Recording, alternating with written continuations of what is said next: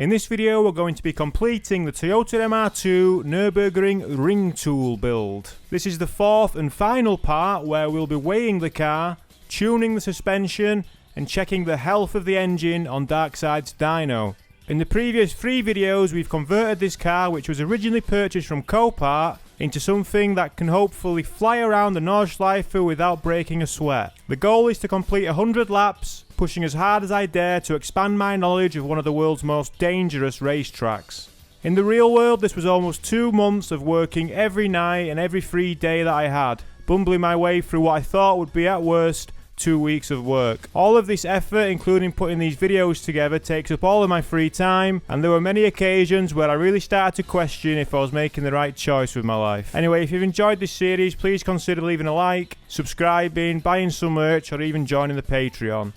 After this one, we're going to Germany.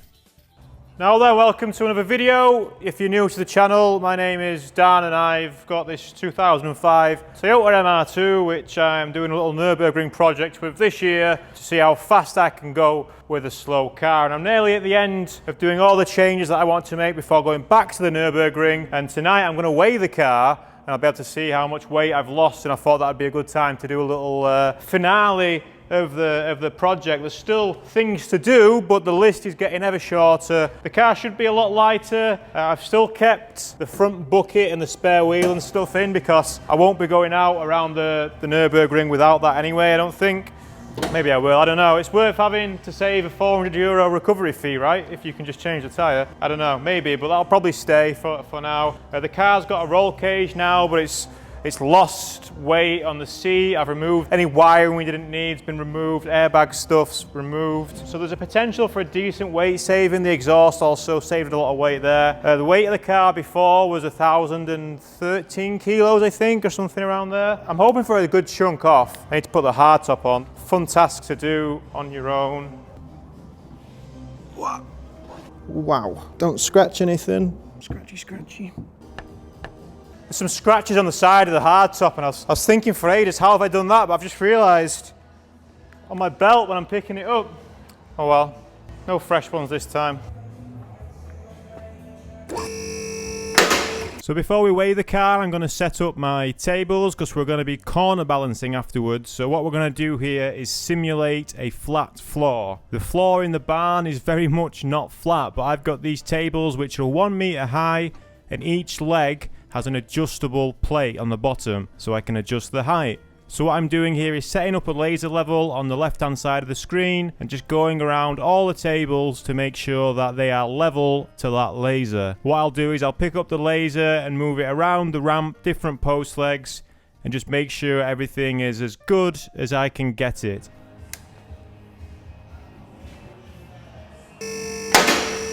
Alright, it's time to find out the answer to how much weight has been saved. We've added lightness, haven't we? Yes, we have. Keep an eye on this scale down here, this gauge, this monitor. Oh, look, a backlight. So I'm going to do it in kilograms to start with, then I'll switch it over. So remember, it was 1013, I think, before, 1013 or so. So I did actually find this one picture that I took of the car when it was stock, weighing 1,017 kilos, but I don't actually know how much fuel was in the car here, so all I know for sure is that it has more in it now, but that's not a very accurate number, I know. It's got more fuel in it though than what it did, so maybe a little bit there, but hopefully something around 950. Okay, we're off. Haha, okay. Shit, that's a lot more than what I thought. God damn it. I just confirmed the fuel load. I know there's more fuel in it, but I don't think it's that. I don't think we can excuse it that much. But okay, now there is 3/4 of a tank of fuel. Call it 30 litres, 22 kilos just of fuel. I mean, it's going to have fuel in it when it's going around the track, innit? But that's still 985. That is a lot more than what I was hoping for. So it's still around 30 kilos in your Imperials. 2174, 2174 pounds. So saved about 30 kilos, about 70 pounds, I think that is. So it's a saving, but it's still a lot more than what I thought it was going to be. And remember, it's still on these wheels and tyres, which are, yeah, they're a lot lighter than what I'm going to put on. So there'll be probably at least a 10 kilo or so. Well, maybe not that much, but you know, a significant weight gain there as well. So it's probably going to be fully loaded. It's probably going to weigh about a ton, which is basically what it did before. So that is a lot. Have I got some lead in here that I've forgotten about? So it does still have the spare tyre and stuff in the front, yes, but it did before as well on the other way. We've saved 10 kilos on the exhaust. We've, you know, switched to a hard top, which is probably negligible really, maybe even heavier. Roll cage is heavy. Roll cage is about 30 or 40 kilograms easy. I've still got the radio and I've still got speakers and stuff, trying to make it a little bit nicer to drive on the road, but that is more than 60 kilograms heavier than what my race car was with the same cage and the same hardtop. Yeah, that's disappointing actually. That is a little bit disappointing. I mean, we've got things like, we've got an oil cooler now and it's got a 6-speed transmission, which it did before, I know, but compared to the race car it didn't. There's really not that much more. We've got the gauges and the little computer and stuff, but it's not, yeah, I'm a little bit disappointed in that. I thought it'd be a lot less, but. So yeah, it's still going to be around 150 horsepower per tonne, that kind of area, maybe 145. Oh well, that's the big ticket ticked off. I'm now going to corner balance the car and do the geometry, so you're welcome to stay for that if you want. Well, that's what's happening next. I might have to order some comfort food to make me feel better. All right, so cross weights. Cross weights is the weight of the car in the diagonals, right? Like the rear left and the front right. Or the rear right and the front left, yeah? When you say someone's had a cross-weighted car, what they normally mean is they've got those weights so that the car is 50-50 distribution, but diagonally, okay? The one that BMW marketing talk about front to rear is bollocks. Balance. Bollocks, front to rear, 50-50, we don't care about that. Look at F1, mate, yeah? But here they come, down the avenue and through Cascade. Yeah, that's bollocks. The one that we want to try and get is cross weights, and because we're going to the Nürburgring and we're going to be doing a lot of left, a lot of rights and all that, 50-50 should feel nice. You can tune this. It's another one of those annoying subjective things which you can go either way really, but whatever. Anyway, I'm just putting a little bit of a sheet in the car because I'm going to throw some heavy objects inside, heavy, probably oily objects. So what I'm doing is trying to replicate my weight in the car, okay? So we'll put my weight in the car and then we'll take all 4 wheels off, put some stands on, and we'll try and get the weight, the cross weight distribution to be 50-50. But first, we're going to add some ride height actually, but we'll do that all in a second. I think the car's a little bit too low. We're just going to wind it up a little bit, probably 20 mil all the way around or something like that. So the weight of the car was 985. The weight of me at the minute is about 85, plus helmet, call it 90.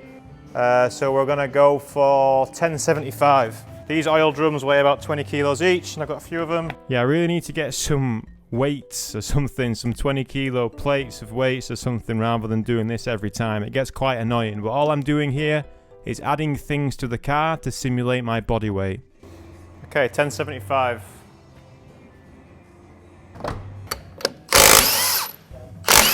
I've not used these for a while. These are the 4 stud ones. Look, they're looking a bit worse for wear. They've got these little bearings on the bottom so you can skate the car about, which is probably not ideal for what we need right now. The car's in gear, isn't it? Yes.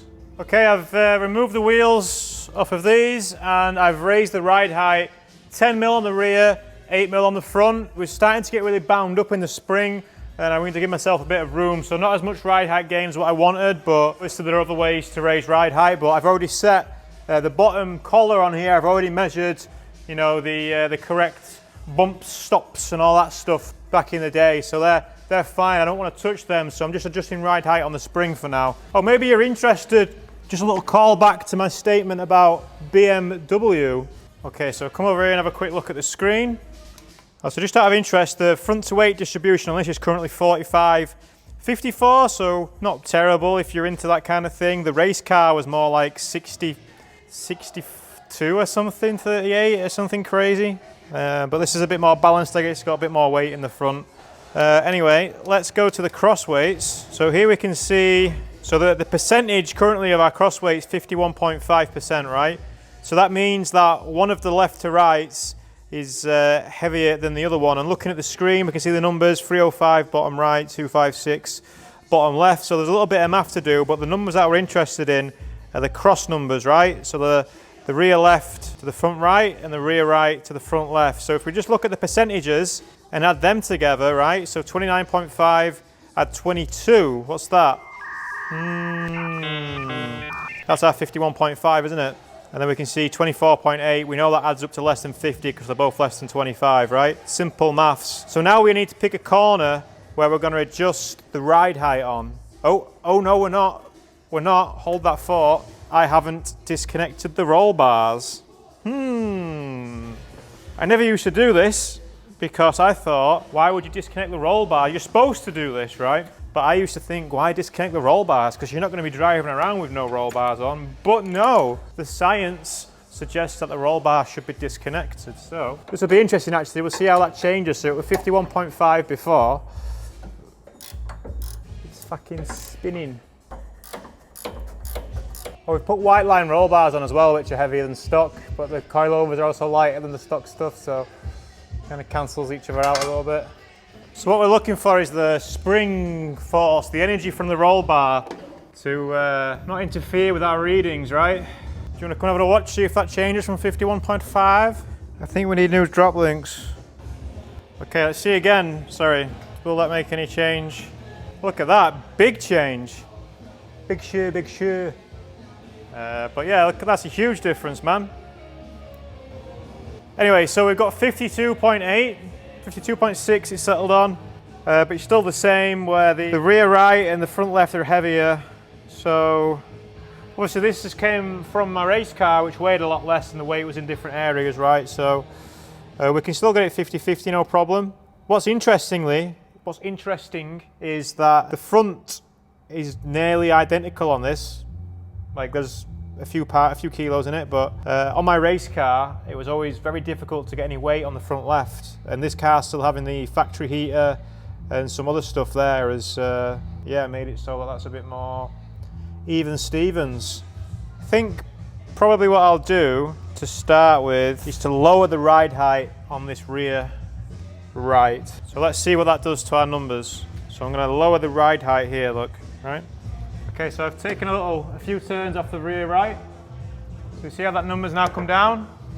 Now I don't want to lose much ride height really. I've already just raised it up, right? I don't want to lose too much. But what we can do is like an opposite effect of lowering the rear left, right? We're trying to make sure that the other tyres are contacting the ground. When we lower the rear right, the rear left and the front right are hitting the ground sooner because this has got less ride height on this corner, right? See the spread's now gone at the front, but let's not worry too much about that. I think we're always going to be heavier on the front right just because I'm sat there and the engine's on the right on these as well, so that's why the right side is always going to be heavier than the left. I'm now going to add some ride height to the front right, okay, and that should have a similar effect of what we've just been doing there. So 243 is probably going to go up to about 250 or something like that, so watch the number. All right, you're seeing the numbers now, we're getting closer to 50% at the bottom, we've got more weight on the front right. Some people say that the absolute goal is to get the fronts even, so there's a lot of subjective opinions on this, but the only thing we're interested in right now is trying to get this 50-50 at the bottom. The next thing I'm going to do is add some ride height to the rear left. So this number down here, 259, that shall be increasing. Oh, ooh, ooh, ooh, ooh, ooh. Ooh. All right, to tune that 0.4% out, I'm just going to add some ride height back here to the rear right. That's 50.4, we did too much. Oops.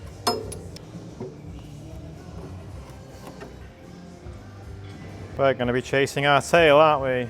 You get the idea though? Maybe I can put some pictures on screens that make it better. So we're adjusting the ride height. So imagine when the car, say if the car's in the air and then it comes down, it's like you can adjust the ride height to say which one of the four corners is going to touch the ground first, right? And that's how we're measuring these cross weights. The front left's not been touched yet. Let's add some ride height there just to maybe try and even the front off a little bit. All right, there we go, final numbers. We're leaving it at that. There's still stuff to go in and out of the car yet, and it's, you know, it's good enough, but yeah, we're cross-weighted. I mean, it's saying 50-50 now, so stop the clock. There is, of course, something else that I've not forgotten, and that is obviously if it's going to look cool or not. So we'll put the wheel 2.5%. It's 10 o'clock at night, 20 past 10. Who cares? Obviously no one, because I raised it up. You raise me up. That Westlife. Obviously the other thing to care about is how cool it looks. And that is actually a thing that I'm taking more care of these days. Because some cars, like, I never liked the way the Civic looked, never liked the way the MR2 looked, but they were just race cars, right? The Ringtool has to look cool. I've got a front lip coming for it, that'll add a few kilos, and it won't really, it's fiberglass, but it'll, you know, I'm trying to dress it nice as well, right? The Ringtool has to look cool. The Ringtool has to look cool. The Ringtool has to look cool.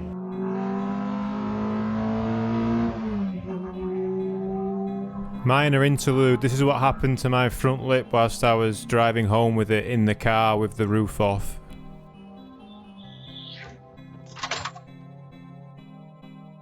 Here's what it could have looked like. This was donated by Julian. He'd moulded it from an Astra splitter. I can't remember which kind, sorry, but it was going to look good. The collection was my first test drive in the car and I wanted to do it without the roof on. I thought it'd make things easier.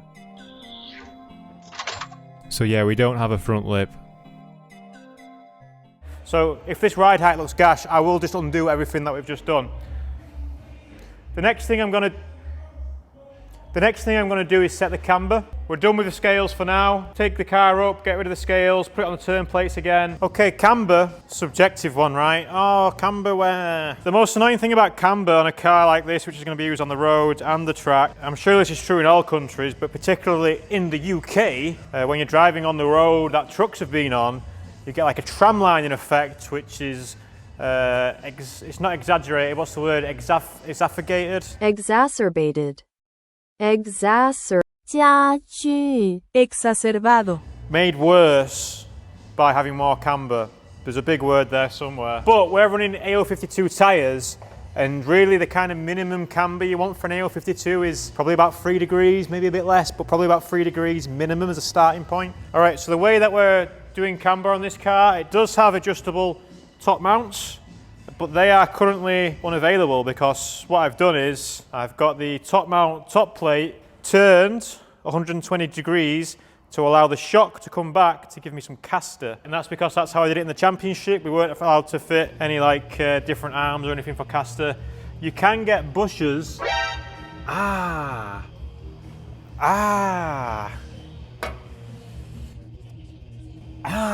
We might have made a problem there. All right, you're looking into the, ignore the rust. You're currently looking into the lower control arm on the front right, driver's side. Can you see where the arm stops and there's a shiny piece of metal?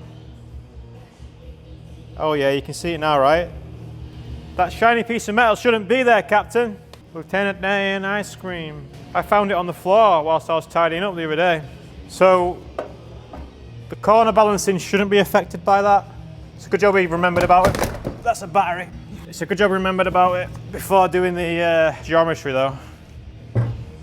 Yeah, I got a good experiment for you. Right, see how my door's open? I got the bush, by the way, that's the bush. I'm gonna try and install it now. Right, I went on such a tangent here that it's actually annoyed me whilst I'm editing it, so let's just skip forward. I'm waffling on about doors and gravity and just all sorts of nonsense. Let's just skip past. Oh, but yeah, the issue there was that the polybush wasn't installed right. The collar was still in, so the ride height shouldn't have changed, but let's just, yeah, hope. Can you hear the sheep outside? So where were we? Cambers, right? I can't measure it on the top plate on this, on the front at least, which I would have been able to from the factory on the BCs. So I've got camber bolts in all 4 corners, which some people don't like. Personally, I've not actually had an issue, you know, I've not had an issue. Well, this next section is sort of moot because before going to the ring, I made some changes to the suspension, including removing the camber bolts and also some slight spring rate changes. But if you don't know what camber bolts are, they're basically these bolts that you replace one of your original suspension bolts with, and it has a little lobe on it allowing you to play with the camber. It only really works on McPherson cars with the lower ball joint underneath the hub. It allows the hub to pivot in or out so you can fine-tune camber. They're very cheap and pretty good overall, although a bit of a compromise at the same time and quite fiddly to set up, especially if you don't have a gauge.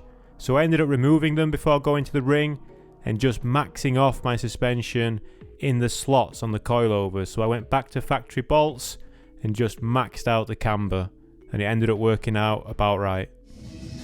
All right, camber is done. Let's see what these wheels look like. All right, ride height check. And I'm going home, it's midnight now. We'll do the rest tomorrow, but let's have a look at this lovely, lovely ride height and the fitment check and the wheel check. So the rotor slipstreams on the front, controversial wheel, not for me, and some Group B wheels on the back. 15x7 ET28 on the front, 15x8 ET35 on the rear.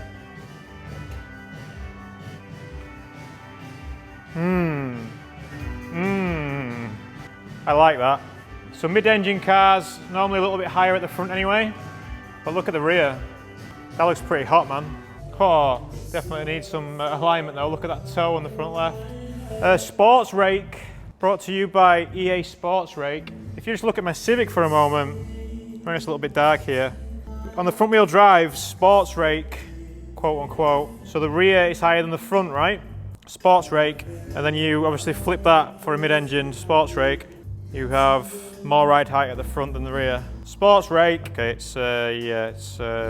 I'm gonna go and we'll do the toe tomorrow. Sports rake.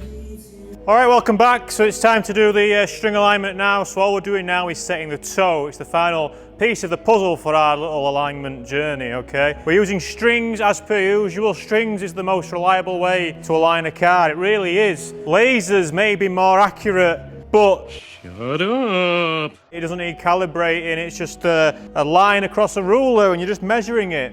A laser needs care and attention and a computer system. Speaking of computer, I've a bit low energy today, Bluetooth low energy. I've been trying to set up my race chrono stuff, BLE, and it's drained me. So we're getting some energy up because string alignment is one of the more favourable things I actually enjoy doing. I actually enjoy doing this on cars. So we're going to set it up basically like it was before. We'll have probably no toe at the front. No toe at the front? Yeah, I think we'll just go dead straight on the front and we'll go a little bit of towing at the rear. Like just super safe. It's not even fast road spec, kind of. We're just trying to keep it nice on the road. It's pointy enough, this car. If we have understeer, then it'll be a miracle, right? I know the stock setup was quite understeery, but this won't be. It never was on that car. It was always the enemy. Oversteer, never had understeer. Tried for a long time to get understeer, so you know the fastest drivers sometimes like understeer. Yeah, it's true. I know it sounds wrong, but it's true. なんだって、何考えてんだ、ブンタ。これはこれでいい感じだぜ。流れすぎないから。Anyway, I've got these strings around my car. So I've got two straight lines down either side, and I've got two straight lines across the front and across the back. So we're drawing a box around the car, and we're going to measure the string, and we can adjust this bar. Can we adjust this bar, right? And what that's going to allow us to do is get a perfectly rectangular, straight lines, parallel lines down the side of the car, and then we can measure the toe from there. I've already set the steering wheel, so the steering wheel was clocked out from when I'd had it on and off. We do need to centre it though for this job, so well remembered. So I would normally use one of these to lock off the steering, but the car's still full of all the shite that we put in there to offset my weight, so we'll just not worry about it for now. What I've done is I've just wedged one of the oil drums in on the steering wheel and got it straight, so should be fine. So what I'm doing now is I'm walking around all four corners and I'm just twiddling, reading my ruler, trying to make sure that the axles are the same. So I'm measuring on the same point at the rear, which is just in front of the wheel. It's just in front of the centre of the wheel. 11.2. Okay, we have our box. I'm just going to check the tyre pressures before we continue, because that would be a shame. So I'm going to drop all the tyre pressures down to 30. All right, we're going to start on the front right, because you're here. As you can see, if you come down to the front, you'll be able to see that the wheel's towing out loads, right? See, you can see the tyre, but you can't see the wheel. Okay, so we need to adjust that. We need to adjust that so that you can see, well, nothing basically. Well, the tyre bulges out a little bit, but basically the distance here, you can see it visually, but let's measure it. That's 46 millimeters. On the back, it's 59 millimeters, okay? So that's 13 millimeters of toe out. That's a lot, it's too many. We want that to be 0. So the steering arm's at the front here, so I'm gonna undo the lock nut and wind the steering arm in to the outer tie rod.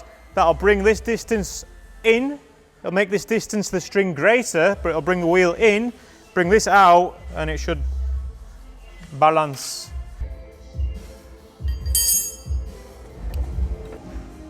Right, for a bit of fun, you just keep your eye on that wheel and maybe put it in fast forward so you can see a bit more, easier, faster, better, harder, stronger, better, faster.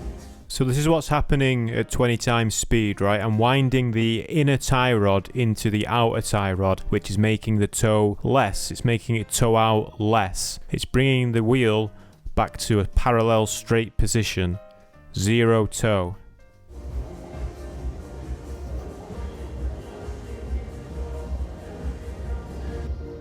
A little bit more. Sorry that I can't put the graphic up on screen like I have done on some more recent string alignment videos. I never actually called out what the numbers were to myself, which sometimes I mutter to myself so I can make the graphics, but I didn't do that. But yeah, I'm going for straight on the front, parallel toe, and then I'm just having a little smidge in on the rear. That's what I'm trying to set. Done. Right, that brings us to the end of our short but sweet kind of alignment video doing the suspensions. Found out how much it weighed. Hey, on reflection, losing 28 kilos over stock whilst adding a roll cage and whilst, you know, making it a bit more track focused at the same time with the creature comforts still, such as speakers and, you know, most of an interior, then it ain't so bad really, is it, on reflection? The alignment, square up front, and we've got 0.5 millimetre of toe on each side, so 1 mil total toe in. At the rear. I had a thought whilst I was measuring the toe there, which I've not thought before. If you were doing this imperial with your 32nd thousandths and stuff, whatever, if you were measuring this with an imperial ruler, you'd have more granular settings, wouldn't you? Because there's, you know, I'm going per millimetre, but you'll be able to go, what, 30 seconds, fractions of an inches and all that. So imperial wins for the first time ever, maybe. But yeah, that's it. So I'm going to go to the Nürburgring. I've still got a week, I've still got loads of stuff to do, don't worry about it. Yeah, suspension, I'm real happy with the ride height. It might scrape a little bit on the back, doesn't matter, does it? I'm going to make a video how to heel and toe properly before going to the Nürburgring, so keep your ears out for that. You might have already seen it, but otherwise, thank you and goodbye. Bonus content. The Ringtool has to look cool. Bonus content. Sports rake. Bonus content. Alright, we've arrived at Darkside for some dyno testing. The car is, Tom.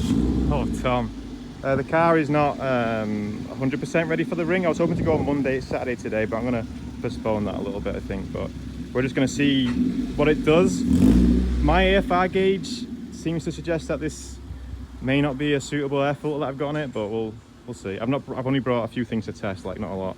How are you going with that clutch, Tom? Alright guys, so we're doing a dyno test. Alright guys, I always say YouTube people speak and I don't like it. Alright, so we're in the Darkside dyno. We've got the results from when I was here with my race car before. And I mean, a dynos, we know dynos, right? We're all intelligent driving enthusiasts. We know dynos are just really good for, you know, monitoring changes and stuff. Yeah, remember they are tools. Remember they are tools. Dynos are just tools, right? But of course, we want to know, what power is it, mate? That's what we want to know, right? Yeah, but we've got AFR stuff logging, and you know, that's the big thing with the math on these. And also we've got a big fan ramming cold air into there. Maybe we should do with the boot closed, and we can check the IATs and stuff. And yeah, I'll turn it on. I think maybe we'll do boot closed, and then we can see if it gets to more than 50% of ambient, then we'll open the boot. Yeah, this is still, I've not finished this yet, but we need to test it. All right, but yeah, so last time my old car made 145 peak after 4 runs. This dyno's you know, it's not here to be your friend, right? It's a tool. Yeah.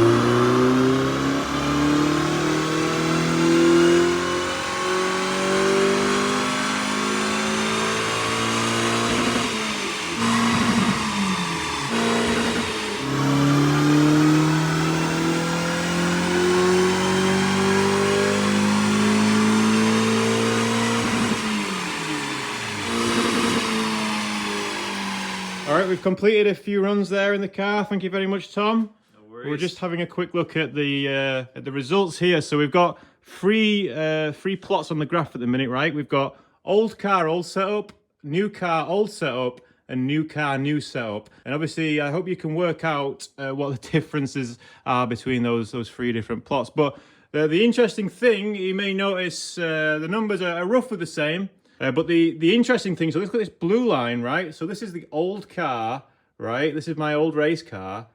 Look, it's all over the shot, right? So it's quite a lot bit lower earlier on, but when we had a few, we've got about 4 or 5 different runs from the old car, and they were all so inconsistent, weren't they, Tom? Very inconsistent. The old engine was all over the place, right? All over the place. Never could get a same exact run. No, it was all over the place. But with that old setup, so my old hacked together 2ZZ intake on this car, look at that. How strange to have exactly the same power, but making it in a completely different way. I mean, a little bit more power, but ultimately the peaks around the same. But interestingly, one thing that is also worth noting, new car, new setup runs a tiny little bit safer than the old setup. Yeah, it's a little bit richer up top, which is nice. Yeah. Helps keep all the engine happy, really. Still not by any means rich. I think they're still both on the lean side. Down low is where personally I'd richen it up, because when I saw it, when I was looking during the run, it was sitting at around 14.7, something like that. Don't worry, Tom. It lives up top. That's fine. We'll just keep driving it just up keep high. it above 5,000 and you'll be good. Yeah, so I've got a little bit of work to do on the data logging. I'm going to try and figure that out this weekend. But ultimately, we've got the sign of a healthy engine, and also the air intake stuff is very good. So thanks very much for your time this morning, Tom. No, it's a problem. But it's been a pleasure to work on a real machine for a change, eh? Smoky goodness. Oh yeah. Every day. And interestingly, my engine doesn't seem to smoke at high RPM, which I thought it might do given the oil consumption. So the oil's going somewhere, Tom, but it's not going out the tailpipe. So I need to. I'd look into that if I were. Yeah, we'll see if there's a big pool in your floor there, right? Cool. Right. Thanks for your time, man. We'll be good. Don't worry about it. We'll be good. So the attentive of you might have noticed that in some of the dyno shots, the MR2 had stickers on, and then sometimes it didn't have stickers on. That's because I actually went to the Dark Side Dyno twice. I was trying to figure out this lean running issue. So I tracked it down in the end. It was unfortunately an issue with the new MAF housing adapter, but for whatever reason, my original setup was even worse, even leaner. I managed to find this old Apexy MAF housing adapter, metal is good, strong, whatever. And with that on the car, just driving on the road, I could tell that it was a lot happier. But when I tested this before on the race car, it seemed to make less power. But no, we checked on the dyno, it's still making about 145 horsepower. And yeah, the AFRs are now into the 12s. Kind of high 12s, mid to high 12s, so that's pretty good. So the next thing I tackled was the drive shafts. I wanted to rebuild my spare shaft just with new boots. Remember, I've installed a clutch type LSD, and these can be a little bit more vigorous on drive shafts, more harshness sometimes.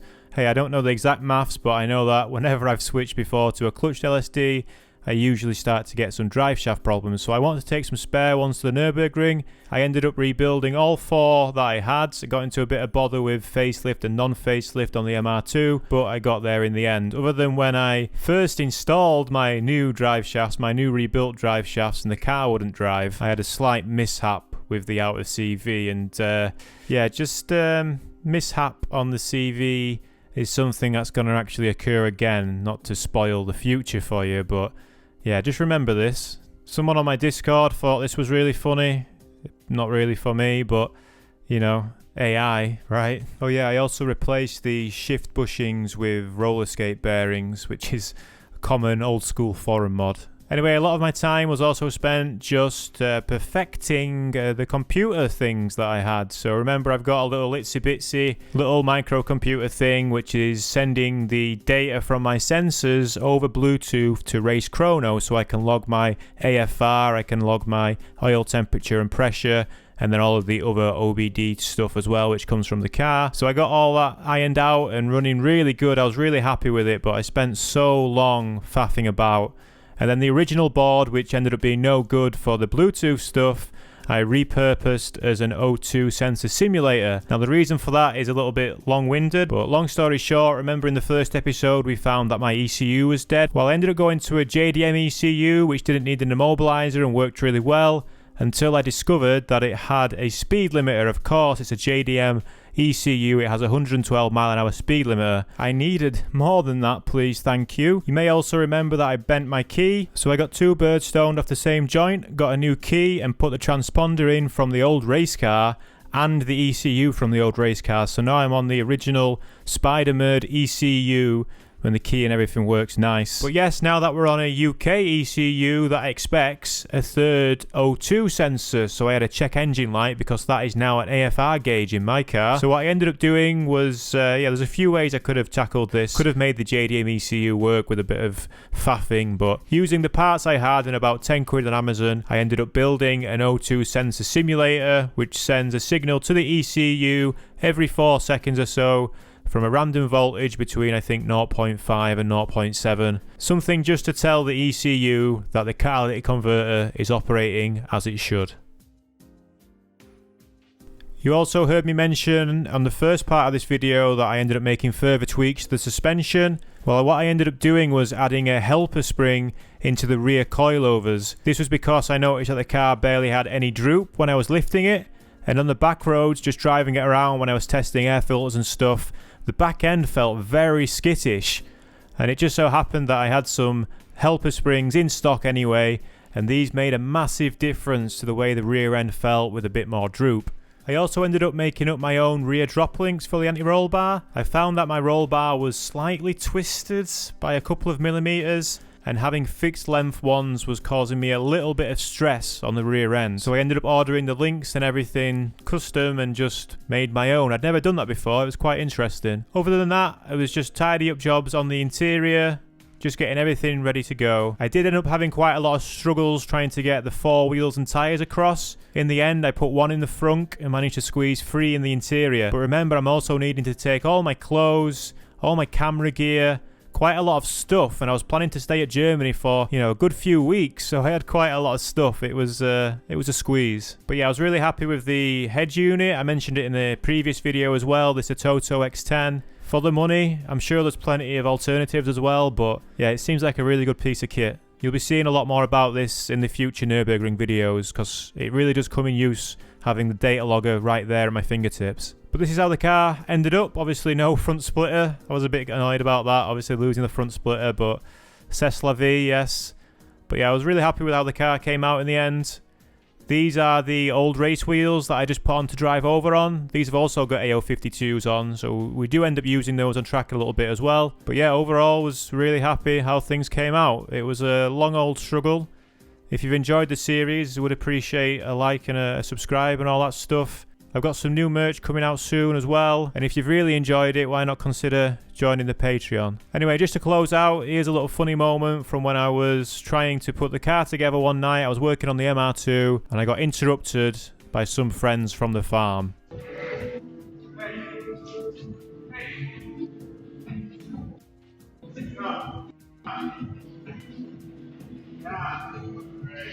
Next video, we'll be going to Germany. I'll see you there.